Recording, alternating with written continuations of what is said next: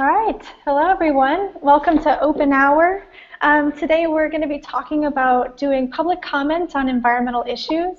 I'm really excited for this month's OpenHour. It's been something that's been circulating around on Public Lab for a while, and I had some questions about making public comment because I feel like it's a thing that we get asked to do as concerned citizens regularly, and I wanted to basically figure out, is there a good way to do this? Is there a right way, a wrong way, things that get better results? Just some basic questions about it, and I pinged out on the main Public Lab list, and I got some great responses, and I thought it would be worthwhile to share a conversation about it on OpenHour. So if you're just watching, there's a link on the OpenHour page that you can click into to join the call live. And also, if you'd rather just watch, there is a chat room there that you can ping in questions, comments, ideas, resources, and I'll bring them out to the main, to this group as well. So we'll be able to work between the two. But I think, yeah, that's good for a little bit about why we're hosting this OpenHour and the topic, but I'd really love to hear from the people who are joining us live on the call today. So, and what brought you here? What makes you excited about this topic? So I'll go down the line just in terms of who I see. Gretchen, you're up first on this end, and it looks like you're muted if you want to unmute. Hi, my name is Gretchen Gurkey, and I work with Public Lab, and I'm really interested in this topic because mostly I'm interested in how people convey their message in this kind of public forum, and if it's used, like, I guess how things are used in order to perhaps persuade people in authority positions, and also to persuade other community members and stakeholders to kind of join your cause, and just kind of different approaches and what's been most fruitful for people in the past. Great. Jeff, you're next on my list here down the line. And looks like you're muted as well. Are you there? Jeff? Hey, sorry, I don't have any out at the moment. Sorry, someone just came in the door with an urgent issue, so I had to okay. We can come back. And for those of you who are just joining, we're doing introductions down the line and hearing a little bit about what brought people to the call today. So Jessica, you're next on my lineup. Are you there? Jessica? Okay, Jessica, we'll come back to you. Looks like you might be having a little bit of audio trouble. Liz?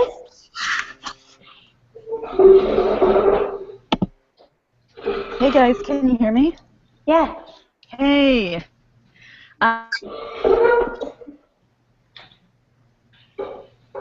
Looks like you're stalling there.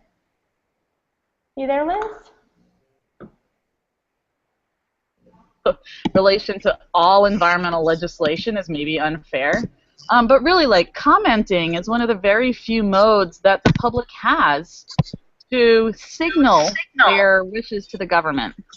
And as a mode, I'm very interested in it, and I'm also very interested in potentially, hearing new ideas.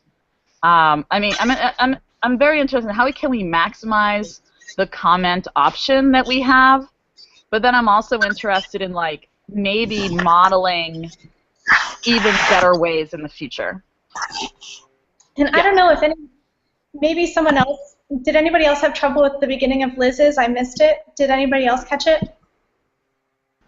Missed it? Okay, can you sum up the beginning part? Because we got about halfway through. Oh, my name is Liz. I'm in Brooklyn, and I want to know how to maximize the effect of submitting a comment and how best to do that. But I also want to say that just because our version of democracy only has a rather, like, unstructured and, like, not very organized way to submit public input on environmental legislation doesn't mean that it's not possible to have better structured signals. Yeah. Yeah. Great. Susie, you're next on my line. You want to go? Hey, so I'm Susie Cambria. I've been doing advocacy in DC for, God, 20 years on everything but environmental issues. I now have a contract with the Anacostia Waterfront Trust to do some community building and working on clean water and parkland and stuff like that. And I years ago wrote a resource guide that I've circulated. And anyone who didn't get it, I'm happy to send it to. It's the contexts are focused on DC, but I think the advice in it stands to sort of help anyone in any place. And I agree with some other folks that engaging more people in advocacy and commenting is important, and looking for new ways to do it. And so I'm here to learn. I'm also here to answer any questions from folks who are new to this and don't know how to do it or whatever. So, great, thanks. Yes.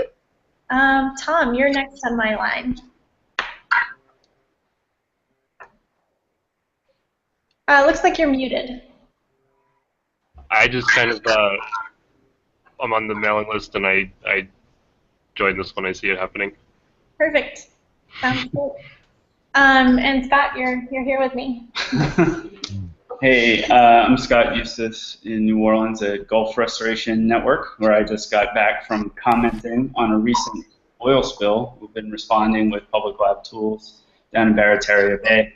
If you want to help us, I'm just naked ask for money for more monitoring, balloon mapping at healthygulf.org. You can read the blog on the latest on that emerging and I was commenting just now to Noah. I was taking my observations, my common sense of where the oil was, and trying to code switch, trying to translate into the technical and legal language to communicate to Noah why they need to do a dolphin survey for Barataria Bay.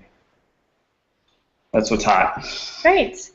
And Brian? Can you guys hear me okay? Yeah. Okay, cool. This is my first time on the OpenHour, so for some reason I thought I was both muted and my camera was off. Neither of those things have been happening. So, hello, good afternoon, everyone. I'm Brian Butler, Community Outreach Director for Air Alliance Houston in Houston, Texas. For those that don't know, let's see. Talking about the public comment piece is interesting, and also just hearing some of Liz's thoughts kind of got my wheels turning a little bit. And everybody can still hear me? Yeah. Yeah. Because I thought I saw it change. Okay, but yeah. So I'm thinking, just as a quick example, how many people knew about the EJ 2020 thing? How you feel about it? How many folks commented on it? I guess, I think a lot of us on the call right now are a little bit more experienced, at least from, like Gretchen, Liz, you guys in New Orleans, Jessica. So I guess, not talking like basic commenting important stuff, but this new angle that I'm seeing is kind of this inside-outside game that I think is, in this group of people, I think I'd love to hear folks' thoughts about like an inside-outside game where, we develop really good relationships with folks on the inside who can only do so much unless there's some demand of things out externally, and how that is just a really good opportunity, or comments provide a really good opportunity to say things that just need the tip the needle over a little bit to get something done, and saying that, hey, people are kind of talking about this, or we'd like to see this, but if there's no demand by citizens, we can't really get it moving. And so that's kind of the piece that I've been really kind of thinking more and more about, before a comment period or whatever, just kind of like reaching out to folks that can speak candidly and maybe even offline about some things, and that can help me frame my comments, not necessarily changing them too much from what I was going to say, but just giving me some things that they really would want to have some points addressed. And so that's just in a brief sentence or paragraph, I should say. That's kind of my thoughts for. I just like to be curious what folks think about the inside-outside game, especially. It looks like Gretchen isn't on, but I know she was working with them. And so I'm just curious what she might say to that idea. Yeah, and I was sneaky on that because I know that there's a limit of 10 people on here. So I think Gretchen she'll be watching and she can ping in on the comments here. So she's still here, but she's not in the hangout right now. But thank you, thanks Brian, and thanks for joining. Jessica, can we hear you now? Hello. Sorry, I'm having a really hard time with this. It's just really choppy hearing. So I tried to jump off, but now I'm back on. And apologies, I think I might have missed the question. Oh, no, we were just doing introductions. No worries. And, what brought you to OpenHour today and, and the idea of, like, your interest or background with public comment? Sure. So I do, environmental monitoring, community-based air monitoring specifically, and then we use that data for advocacy. So that includes presenting that data a lot at during public comment periods for, on whatever level. There's always, the scoping, and then where they take additional public comment to make decisions, and then throughout the entire process for generally the permit application or whatever you're trying to kind of battle. And I think it can be really effective in conveying the community voice and putting a face on the problem, or creating that face for the problem, and then in backing it up with kind of scientific data. We have a lot better chance of, proving what the community knows is true anecdotally. So that makes for a really interesting public comment, and I think they are really, really useful in general. Great, thanks. Julia, thanks for joining. Do you want to do an intro, hello, and what brought you to the OpenHour? I was not going to miss it. Haven't slept much, but I was not going to miss this one. This is awesome. I am based in New Orleans. I'm the founder of I See Change. So we are kind of similarly to what you just were saying with regards to making the anecdote records. Basically, for the longest time, the in my experience story is the opposite of data to so many scientists. And as a journalist, I kind of wanted to get around that. So we have this almanac where people are documenting climate. I love that baby, by the way. I'm doing that like I was just FYI. I like the baby for a second. I have an 8-month-old. Very new addition. Yeah. Anyway, so we have an almanac where we've asked the community members to post about their experiences with weather and climate and sync their stories to data and create that data record over time. And we've never tried or even thought really about using it in one of these procedures, but the more we understand its longer-term values, the more we would want to understand that process. And my husband is much more familiar with it than I, and so is Scott and others on this call. So always curious to hear what other people have to say in this space, and really looking forward to hearing the conversation. Great, thanks. So I think, we've heard a little backgrounds on people who have done some public comment here in this group, and I think it would be really great to, I'd love to hear some success stories, but I also want to keep tabs on the questions that are being brought up here, and I think, Brian, you had a good one, a good question, so would you be interested in maybe giving us an example of a public comment that you've been involved in, and then lead us into your question? Absolutely.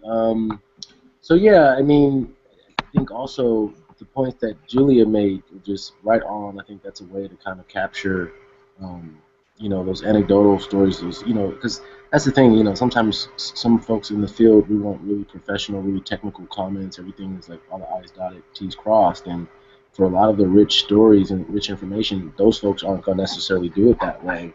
And so I think that's really important that we allow for that, and we don't take points off of their, we don't take value away from their comments because of whatever. But in addition to that, I think you know, I like the fact that, you know, it's a formal process and that you have to have your comments, you know, responded to. They have to be addressed, and they have to look at every comment that's made. So I think for me, you know, the refinery rule that came out for me was kind of, I don't want to say it's a success because I know there was a lot of different feelings of how good it was when it came out, even though we all know where it stands now, but at least what the EPA did when it dropped, you know, I really felt like they took to heart a lot of the things that folks said, and the other thing I was gonna say is I kind of dig the whole, like, you know, us all coming together and doing a really good letter with like Earth Justice or Public Lab or Earth Club, not so much, but you know, I found those to be really successful. And I mean, this isn't necessarily a public comment thing, but you know, I'm really excited to see what the Moving Forward Network has done. I'm not sure if you guys are familiar with that, with the work that they've been doing on the goods movement. And so we're actually getting ready to have a celebration for the work that we've done, and just getting Administrator McCarthy to really address some of the, you know, the port issues and looking at that in particular. So, I mean, you know, I'll be honest. A lot of times I look at the Louisiana folks for the true success stories, but I feel like we've been able to do some good work with just getting on the radar and staying on the radar when it comes to like public comments. And now we actually get.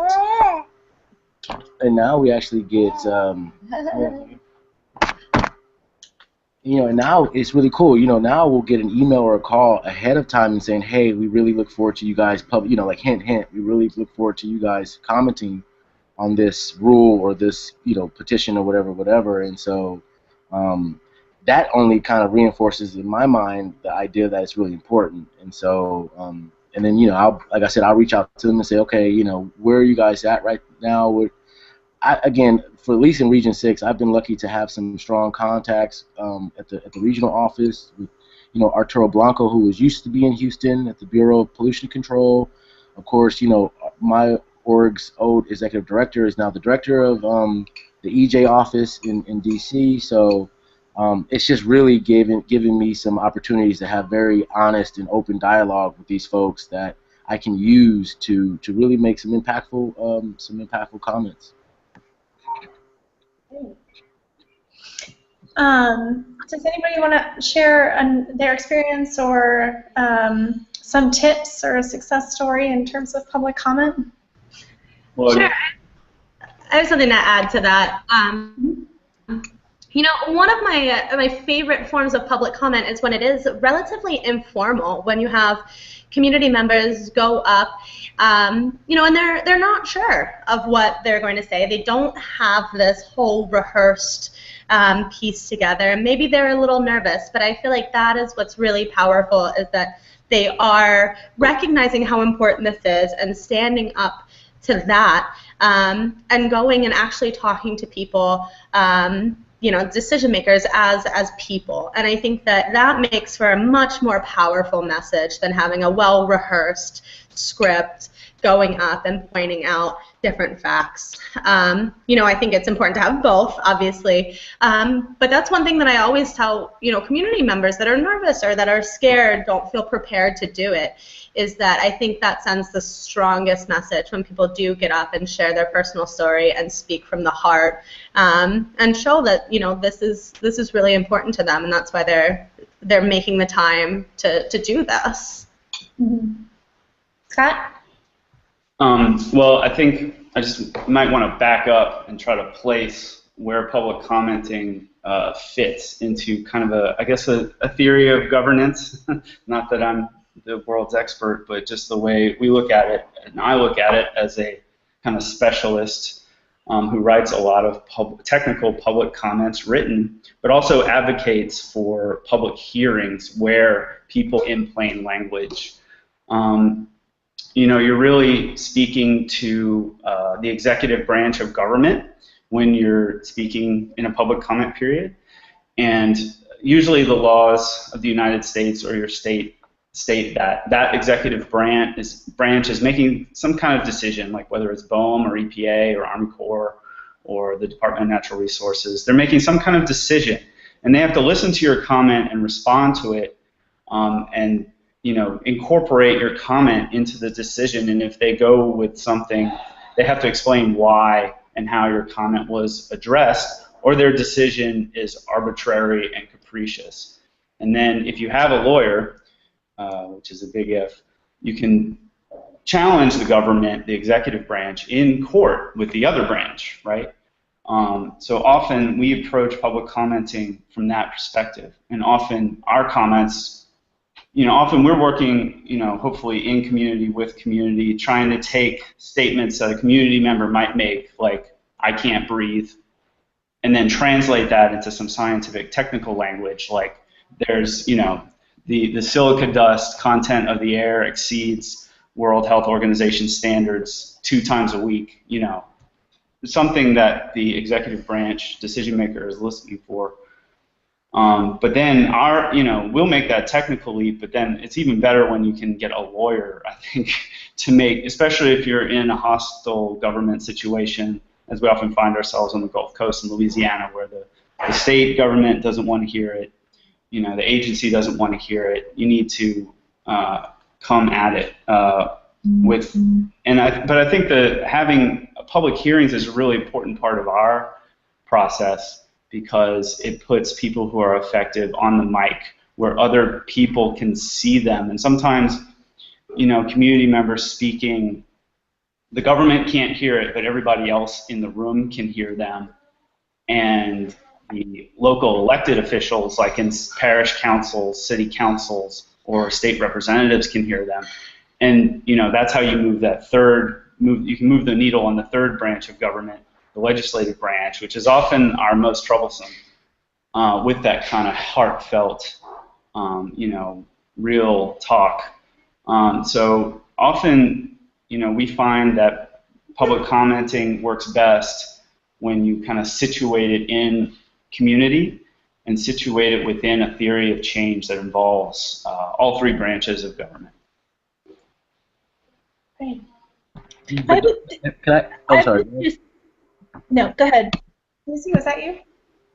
I was just gonna wanted to ask a question, because I guess my cynicism sometimes gets the best of me, and I'm just like, they have these, I don't want to call them dog and pony shows, but it's like, they have these hearings, and we had one in Galena Park, Texas, in preparation for the refinery rule, and people got up and they were able to have that real talk and be candid and honest. And sometimes I just wonder, is it just a box that they check off and said that we did this? And I guess really and certainly want to have the conversation completely, but I'd be curious to hear what people feel about in terms of the real impact at times, and not to take away the idea of success stories, but I don't know, sometimes I just wonder, they're just going through the process, and a lot of these decisions have already been made, and they're just kind of going through the due diligence or the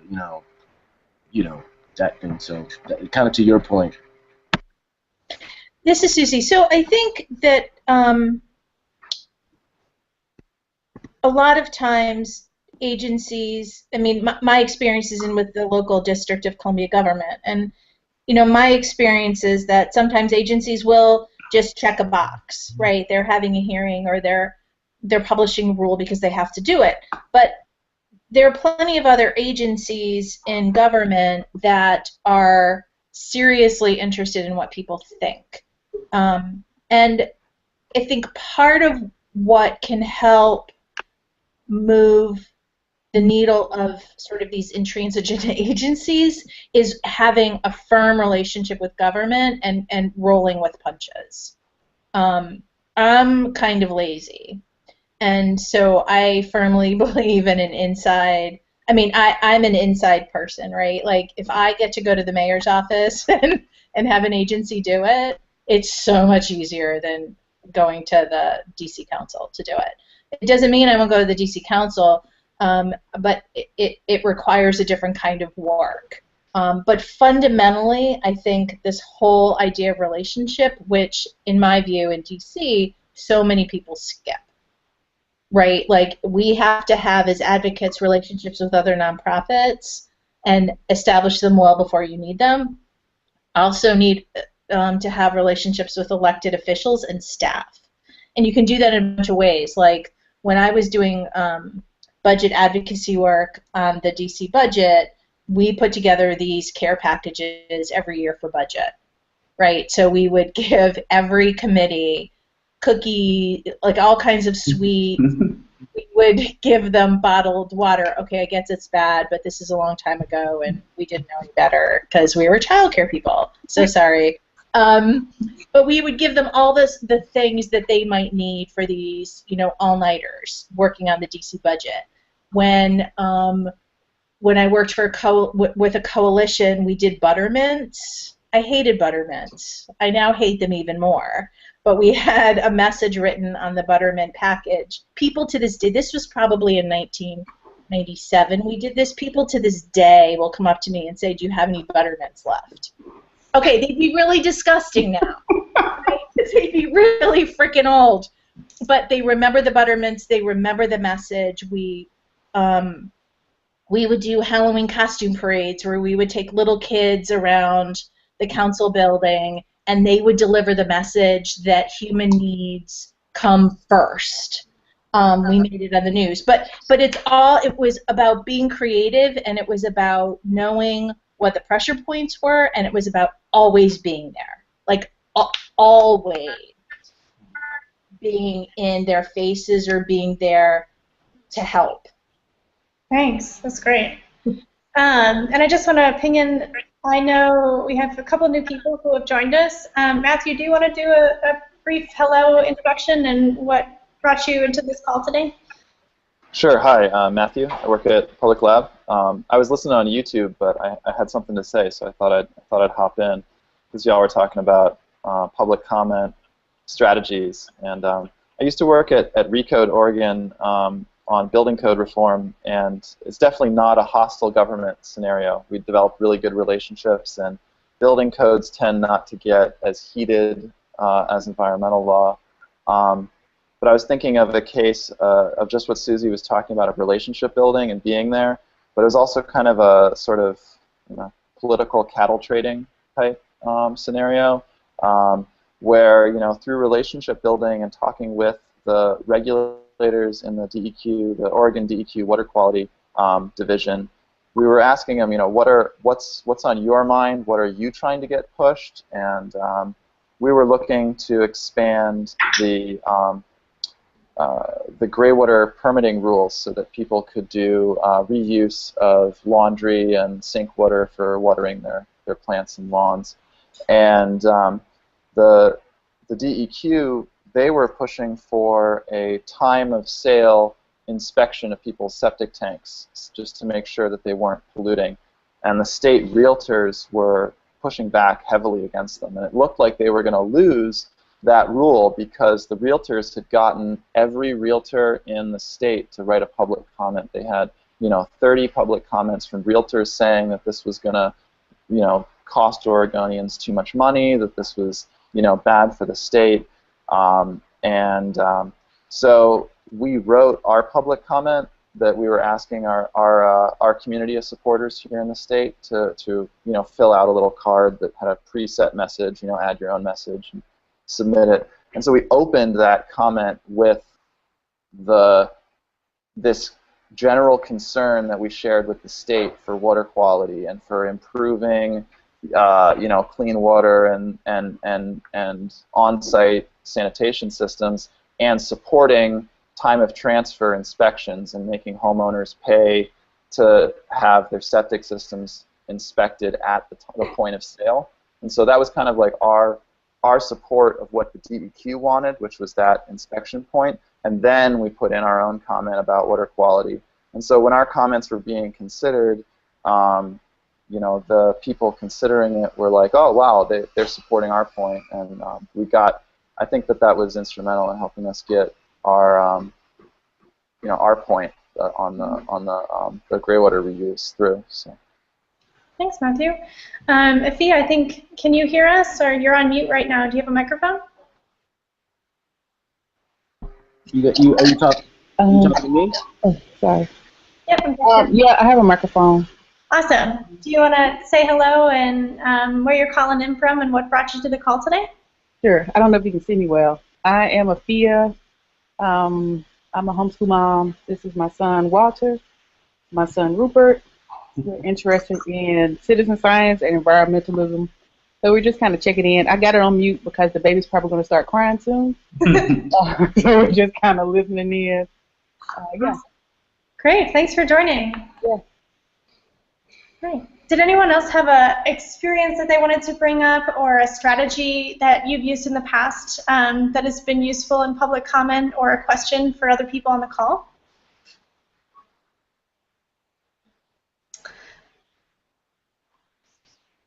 Scott, just from, because the only real experience I have is, rubbernecking around energy and utility issues here in New Orleans. My question is, like, are there, like, in these public comment periods, aren't there like go-to commentators, like groups where public comment gets taken more seriously, as that you become an intervener, or what are those formal relationships in this process? Intervener sounds like FERC, which is the Federal Energy Resources Management Agency. They are pretty. They're not used to public input, and so it's not just a comment, you have to intervene. So it's just the way, their process is not as open.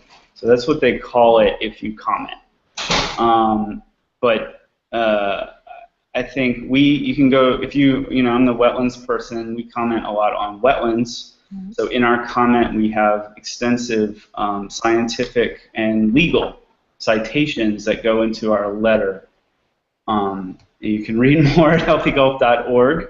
If you go to our work, Water and Wetlands Additional Resources, we have a lot of sample comment letters. A lot of these scientific and legal references tend to be repeated over and over again. So I think if you're looking to sound more authoritative, take a look at what some of the big green groups are doing, how they're commenting. Just crib their case law references or their scientific references, and try to think about how your community's issue, how that might be related to that issue. I think people have authority. We talk about a lot about we're talking a lot about local experts when we speak in the public lab community, and I do think that that's a lot of what the government gets, or we try to make arguments that there should be more public comment at GRN, and so often we're saying, hey, Army Corps, you can't make this decision because you don't know enough to make the decision, and the information that you need to know, you're not going to get unless you have a public hearing, because it's working people that work on the water. People, they're the ones with the local knowledge of the water and the wetlands that you need to reach out to. Otherwise, you won't have the information to make a decision. So that is the kind of logic that GRN is often using when we're arguing that the government needs to take into account local expertise, so we can try to uplift local voices. But I hear what Brian said was important. Like, oftentimes, and people can get burnt out too. Like, you can't just have people in community, they're working usually, and they don't have time to make all these hearings and all these meetings. So it's important to be strategic. Especially here in coastal Louisiana, we have 3, 4, 5. I could request 10 different comment periods. But we have to be very careful and be very considerate of working people's time when you're thinking about how to elevate local knowledge to local expertise in a comment period. And that makes my mind want to redefine what is a public comment. Does it have to be defined by the person coming to the physical hearing, standing up and testifying, or how do you define a public comment in that if you're trying to respect working people? Well, so I think there are a couple ways you can do that, right? I think one of the ways is to collect stories and just to keep repurposing them. When I after a couple of years of doing budget advocacy, I was sick and tired of listening to myself talk at the budget hearings because I said the same stuff over and over and over again because the same shit kept happening. And I have an example of another thing I did, but you know, one of the things we did was and it happened to be an election year. We had I don't remember what it was called, but it was Vote for Kids. And so rather than so in DC, like in most places, the public has the official capacity to comment after the proposed budget comes out. I was like, that's bullshit, because like it's a foregone conclusion basically at that point. And so we did Cast Your Vote for Kids so that we could have the public. We had these little postcards. We sent a gazillion out.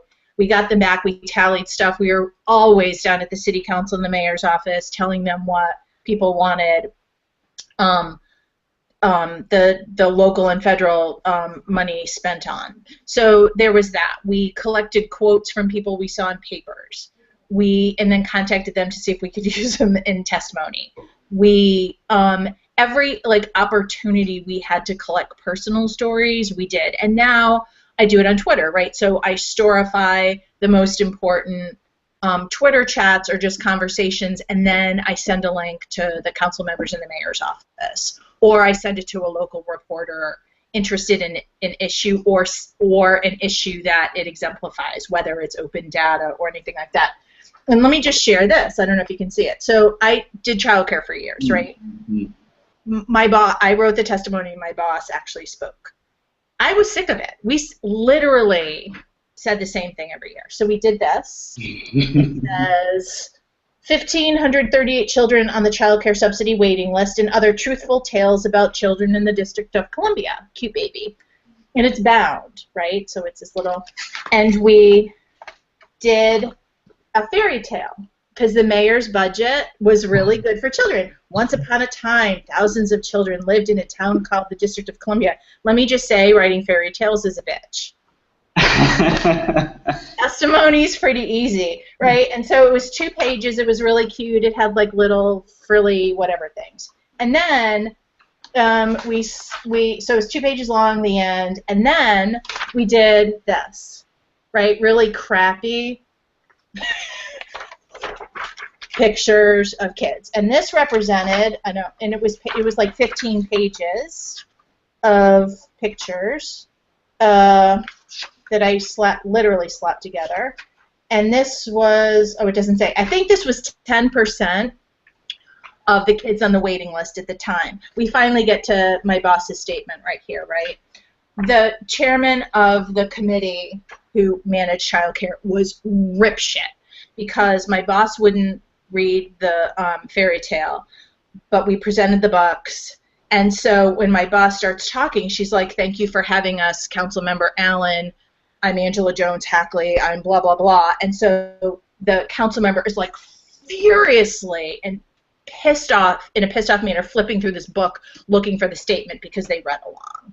But he got the point that we had 1,500 kids on the child care waiting list. Everybody was talking about this stupid little fairy tale that I wrote, but when they got that it was the same testimony from the year before, they understood why we did it. The mayor loved it because, of course, we were saying, yay, he's great. He increased funding for childcare. So it was a huge win. Like, did it get us much? It got us considerable press, and it got us sort of this recognition that we weren't just saying the same old shit year after year after year that didn't have an impact. One thing I'll say about that is that I think, like, I read all kinds of stuff, and so it matters not to me if if environmental advocates try something or if anti-environmental advocates say something. Like, if there's a really good strategy used, I'm interested in it. And so I think that would be my advice. Like, look to see what other things people are doing or where the parallels are or where you can, like, grab an advocacy issue out of like public health or something and drag it in and make those folks a proxy, right? Because you may not have impact with the people you're going after, but they may have a ton of power with the health folks who may sway decisions. Okay, I'm done. Thanks, Susie. Susie, I want to just ask you, like, how to throw a dinner party, or like, I want to ask you about you have great ideas about everything, so can you like openly consult on all things? Because you can just ask me questions, and I will email you back. Really appreciate your ideas are awesome. As my husband says, I have ideas out the ass. Like, language, everybody. We're not all adults. Thank you. And just for reference, it is recorded, so. You can edit that in post, right? I don't know if I can. Great. Actually, that's a really good thing to bring up, because one of the questions I have is about the tone that people use in public comment.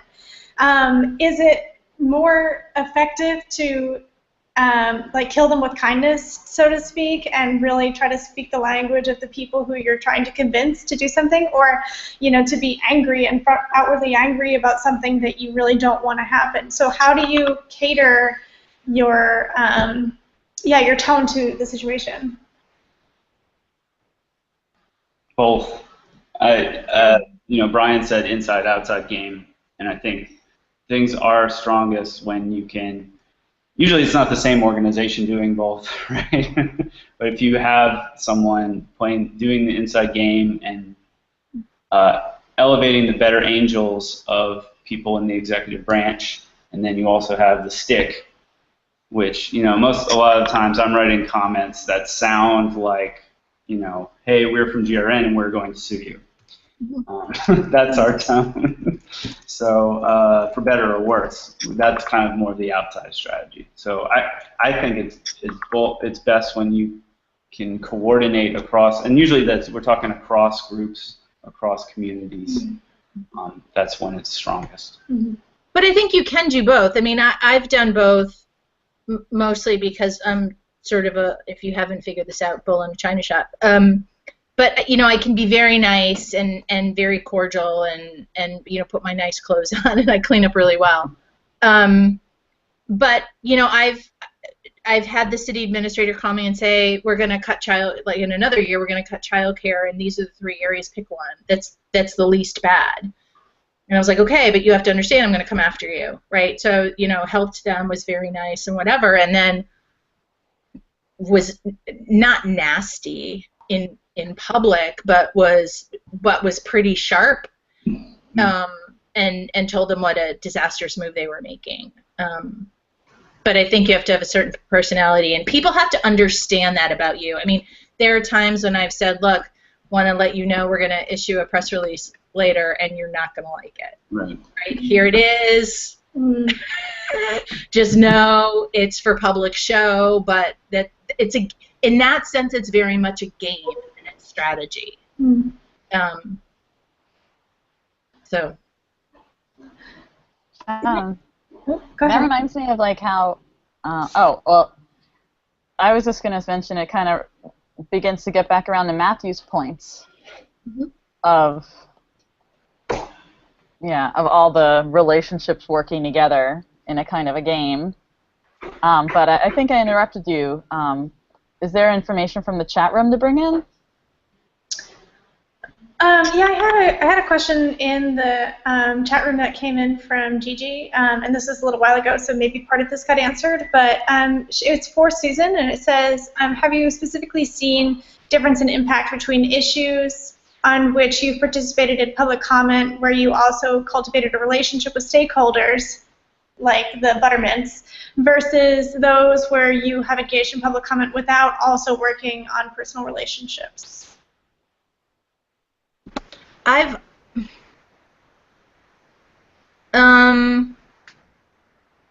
No, but I built all my work on relationships.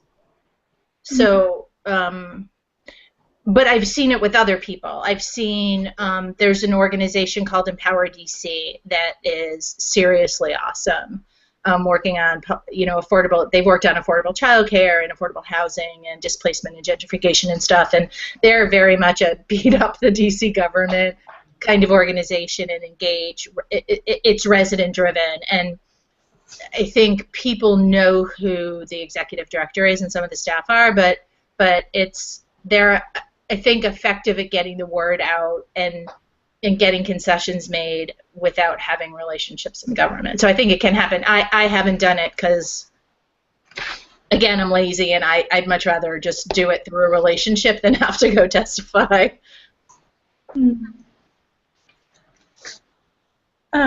I think I have another question for people who have done public comment before, or just ideas people have. But so in a situation where maybe a community is facing a new mine that's coming in, and really what they want is to have the mine not come in, is it better to strategize a public comment campaign to focus on specific, like the small things that might restrict the mine from having problems, like make problems for them with all these public comments, or like to really focus on like shooting for the stars and saying, hey, we really don't want to have this mine in general, and not give any of that leeway and give a flat no?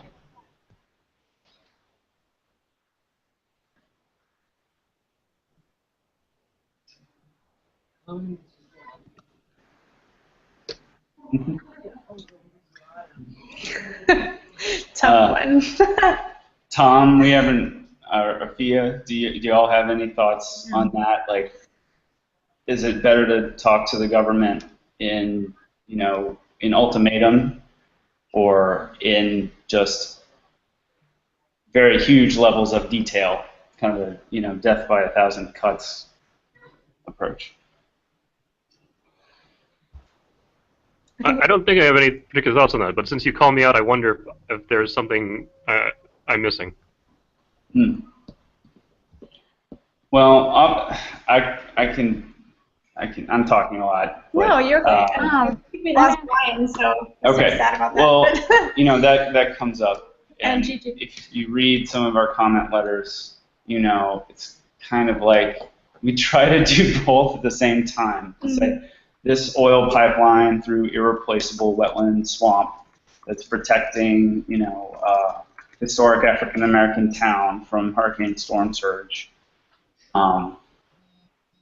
It is so important. There's no way you can issue this permit. It's inconceivable. And that kind of comment helps a lawyer out later. But then it's inconceivable because, wetlands have these values and these studies. And did you even look at the bird value of the canopy? Because you can't move forward until you, look and study and make a decision on the birds in this forest. Even though our ultimate goal is, to have the forest intact, protect people from flooding, the environment, the commenting is really the time to get into those details that can, really broaden the scope of the debate, and that's useful for technical and scientific reasons. Like, those forests are actually bird habitat, but it's also a way to broaden your coalition in whatever you're trying to do, because some people are not going to care about birds. But maybe Audubon Society doesn't care about the town of Convent in Louisiana, but they might care about the piping plover, right? So it's you can kind of use the opportunity to get deep into detail to broaden the coalition and try to create a unified front. But most of the time we are asking that we do start the letter with kind of the ultimatum. And I would just add that a flat-out no ends the conversation. Like, there's nowhere for you to go with a no. Right? Like, you can and there are shades of gray in how much detail you're going to give, right? Like you could give every possible additional comment you want with a note, like consider this, or you could just give 3. Like the way we would approach it. So, for example, I was working on youth violence. There were a bunch of juvenile murders, youth murders in 2005, and so we said, no, your plan sucks.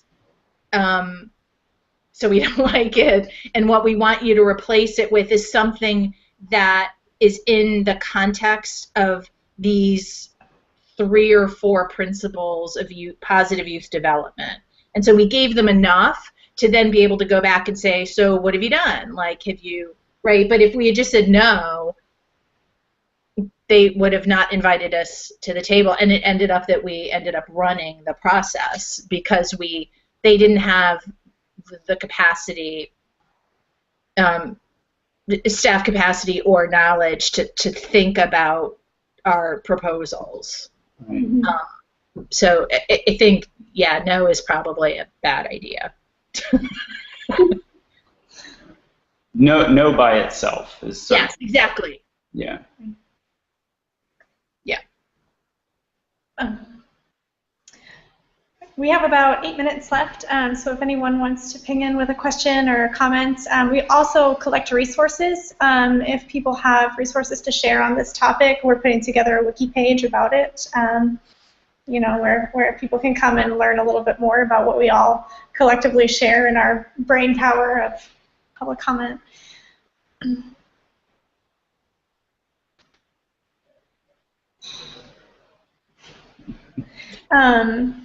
Sorry, Matthew, you look like you were going to ask something. No?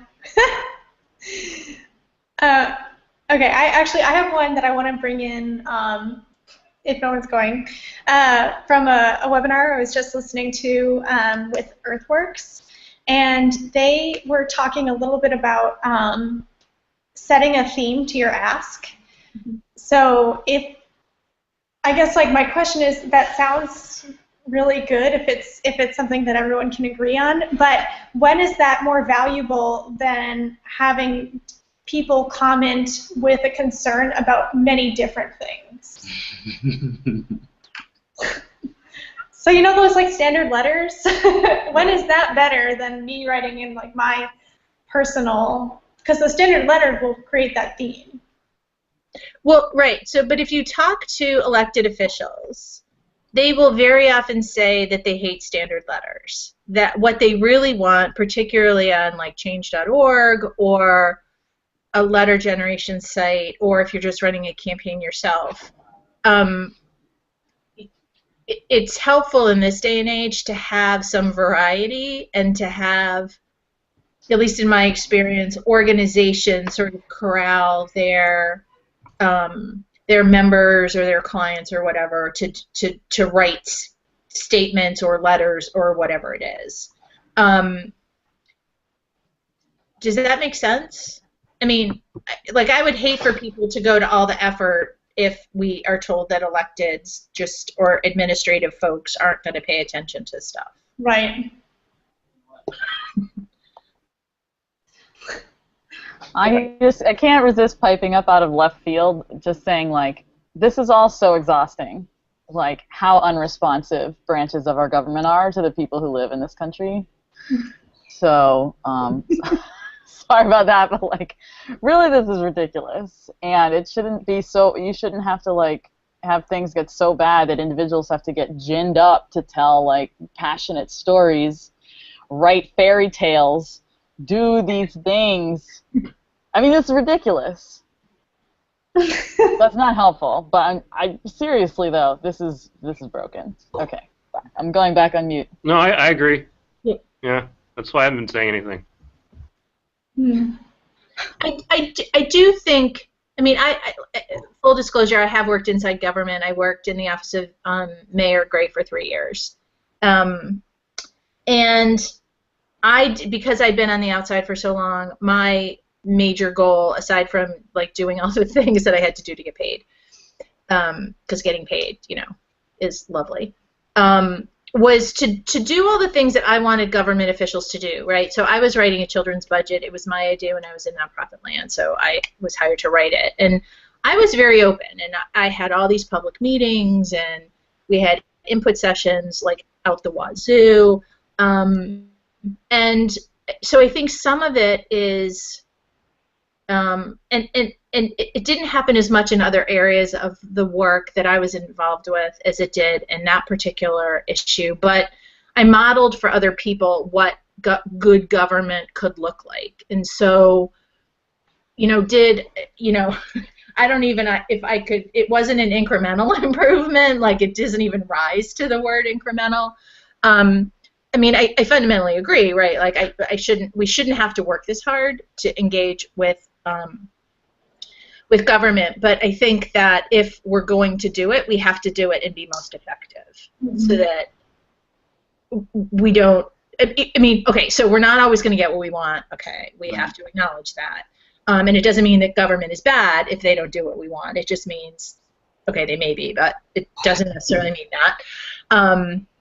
But that we, I strive, because I really just want to retire soon, I strive to be as effective and efficient as I can possibly be, and engage people at the same time. So we're not going to get anywhere, and we're not going to see any improvement if more people, like if I get hit by a bus tomorrow, there is one organization in DC that could do budget advocacy effectively. Like, that's not okay. Right? Like, we need to have more and more people, and I think when more and more people understand that they have a seat at the table, then government will become more responsive. Right? Because I'm reminded now of a topic that I've discussed with Scott. So it is very easy to have a computer program that will produce these form letters for all. If you can have some feed of incoming, like something that's of interest to you, and you can have some way of categorizing it as to whether it's a thing you want and why you want it or why you don't. It's very easy to automatically produce a bunch of emails and send them all to the right people every day, but that might be considered like improper. You have to instead of have a computer send the emails to everyone, you have to have a person send the emails to everyone, because somehow it's like cheating. But that is a way of perhaps coping with this inefficient process, just by like embracing it and making it more ridiculous and pushing the burden onto the sandbox. I guess it works maybe if it's a hostile situation. You're like pushing the burden onto someone else that you don't care to. Yeah. But. Right. I guess I've been speaking, and I've been speaking mostly from outside.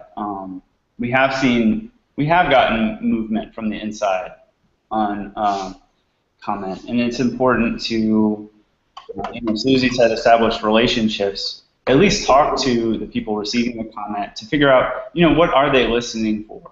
What are those things that they really want to work on, but they can't because their bosses are squelching them? Or it's like, someone in one agency really has some good information, but they can't talk about it because it's out of their government jurisdiction. But they really need you as an independent voice to put it into this, on this other government agency's plate. But all this is sort of getting around, like making it's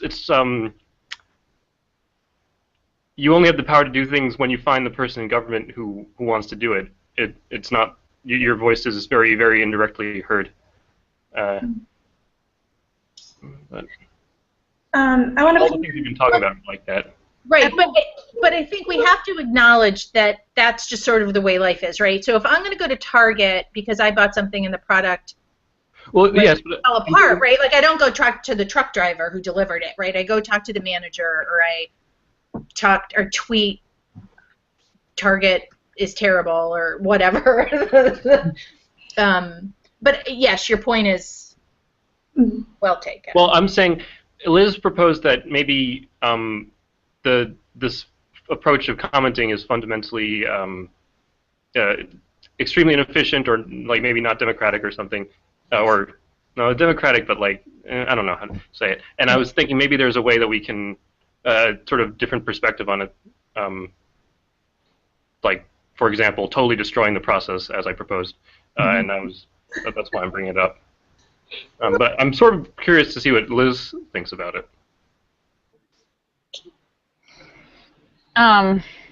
What does Liz think about it? I would avoid like well, it's 2 o'clock now, so I'll be sure. Okay. Like I'm not advising, you know, sort of a distributed denial of service directed at our government, Tom. But I am really saying that it's like a huge, it's a huge barrier to have to gather enough credible information sources to even base an opinion on, and then to go through these channels of delivering an opinion in these very subjective ways. You know, if the power of the human voice and our ability to storytell, if it is very effective, it is also very one-of. So, you know, I feel like there are like lower barriers to indicating support that aren't all like, let's sign on to a form letter. Like I just feel like we have to more comprehensively figure out how people can be informed enough to input on legislation, and then we have to have like a more efficient process than these like bespoke ways of storytelling. Mm-hmm. I want to ping in just because we are on the hour, and I don't want to hold anyone hostage who's been kind enough to share some time with us. So just a quick thank you for everyone who's on the call. But I'll leave the line open, and I want to bring over a question that we got in the chat room. So if you need to go, thank you so much for coming, and feel free to drop out whenever. But I'm going to bring this comment over, and we'll let this peter out as it goes. But so the question is, in public comment, is it advantageous to include alternative solutions or stick to the specific issue at hand? So we're going back a little bit in time here at this question, sorry. Yes, provide alternatives. Because we can't presume that the government folks are smart enough to figure it out. Mm-hmm. Yeah, it goes back to what Susie was saying, that just no is not good enough. Public commenting is really your opportunity to get into those details. I can think of a dam comment. This was like a, you know, it was like a wetlands, 1,000 acres of forest for a subdivision real estate development, right? And you know, it just our letter was no way. This is really dumb, and it's you know, it's so dumb they haven't even looked at alternate ways of procuring water. And so we submitted a technical report on infiltration galleries, which is a way to store water, if that's what you want to do, right, with a dam, store water. You could store it under the ground in a big reservoir without destroying all the wetlands. But our comment was along the lines of, you know, this application is so out of line, they didn't even, you know, they didn't even try. You know, and the proof that they didn't try is that there's this very obvious alternative that they didn't even mention it. Mm-hmm. So, you know, hey government, please deny this absurd application. Like that's kind of how we would frame that. You know, sometimes we don't have a no. Sometimes we are looking for an incremental improvement, and so sometimes that is exactly what you want in a comment letter, because really you're speaking to technical experts in the executive branch of government, and that's kind of where they live. You know, they pride themselves on having cultivated at least some of that kind of knowledge. So you're really more speaking their language if you do that. Thanks. Does anyone else have any comments or questions or anything to share?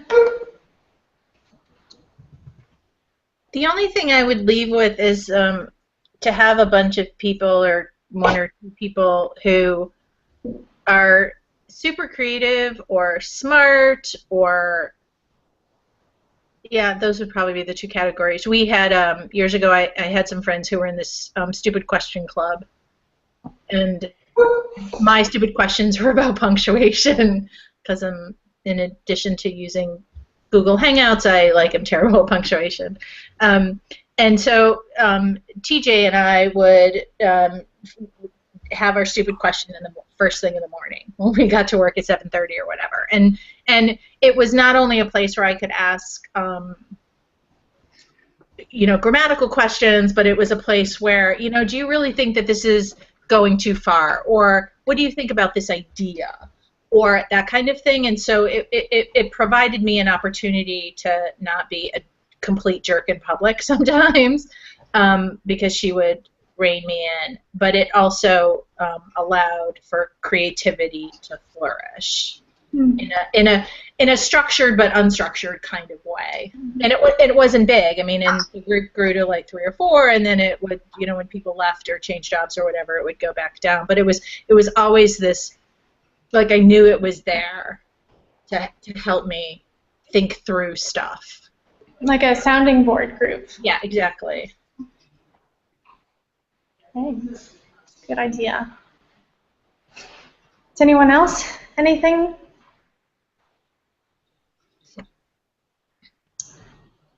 Okay. Well, I guess as I mentioned, we have a bunch of resources that we're putting together on a wiki, and if you have anything more, there's a thread on the main public lab page. You can throw them up there, or you can drop them here in the chat rooms, and I can grab them. But yeah, look up for that wiki, and we already know actually what next month's open hour is going to be about. Some of the new public lab run Google Summer of Code projects. So there's some of the new coding projects that are going to be coming up on Public Lab that Google Summer of Code students have been working on all summer. So, and they're really exciting. So they'll be on, and we'll be sharing about those next month in Open Hour. So great. All right, thanks everyone. Thanks for joining, and it's been great. Yeah, really, really awesome to hear everyone's ideas. Learned a lot. Thanks. Great talking to you guys. Thank you so much for sharing so much information.